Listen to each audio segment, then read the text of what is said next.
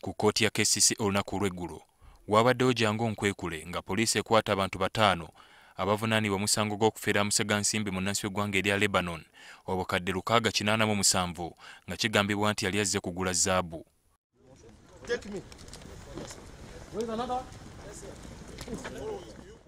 Abakwatiddwa baasigadde beemulugunya ku ngeri gyebaakwatiddwamu.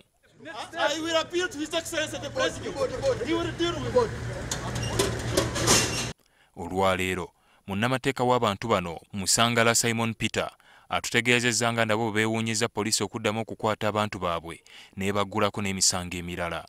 Twagenze okulaba nga abasajja abatali mu yunifoomu be tusuubiriza okubeera nga abasirikale, era bwe twamaze okutegeerera nga abasirikale abalala bayingidde mu kkooti, abalala bali buli mu kugenda, netugamba kiki kigenda mu maaso. Ono agamba kino kyonna kimenya mateeka na kunyoomoola kitiibwa kya kkooti. Tosobola kukwata muntu kkooti gwetadde emuwadde obukwakulizo bw'amaanyi, emugambye eteeka paasipooti yo mu kkooti n'agiteekayo, emutadde akakalu ka kkooti emiliyoni 3 ku mutwe, then noddamu n'omukwata n'ogamba nti ate tusuubiriza nti waliwo kyajeeza endala. Wabula omwogezi wa poliisi mu Kampala n'emirirano Luke Oyesigire agamba bagoberedde mateeka okukwata abataano bano kubanga babadde beetaagibwa kkooti ya LDC ku misango emirala. Abantu bano bazze nga tulina documents entuufu ezibayita mu kkooti LDC nga balina emisango gyebadde babayitidde okulaba nti bawulira ne bawalaze empaka nga bategeeza nti tebalina kugendayo. Okusalawo nti kola kiri mu mateeka kuba kyadde kitulagira yabadde arrest warrant era tukakatako okulaba nti bano abantu bakwatibwa ne batwalibwa mu kkooti. Sirabawo kizibu kiriwo awo okuggyako abayagadde okitwala nga bwe baakirabye.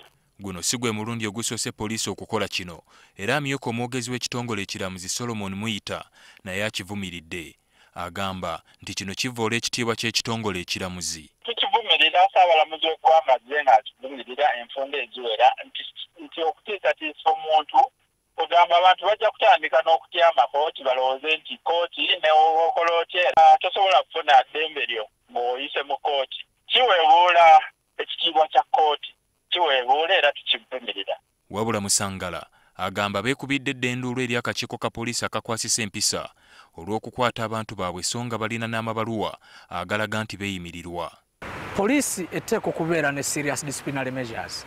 We basanga ng'ofiisa waliwo ensobi gy'akoze ng'ensobi enenya mateeka, balina okumukangavula. Sigenda kugamba nti babakole bwe bati, balina standards zaabwe, babakangavule, abalala babeere kyokulabirako. Ofisa ffe kiba nga kiri nti bakoze bukyamu nabo bajja kunoonyezebwako tulabe bye tunazzaako. Ono atugambye nti n'emisango emirala egyaguddwa ku bantu be tagitegeera bulungi. Waliwo ogwa fojjare, simanyi kiki kye baafojjinga. Ekyokubiri ne bateekayo gwe bayita uttering a false document, okuteekayo document enjingirire. Guno musango gwa kubiri oguvunaanibwa Richard Kamugisha ne banne ng'ogwasooka gwalimu ne munnamagye Felix Kulaije eyali abalanga okumufera zaabu. Ali Mivule, NTV ku ssaawa emu.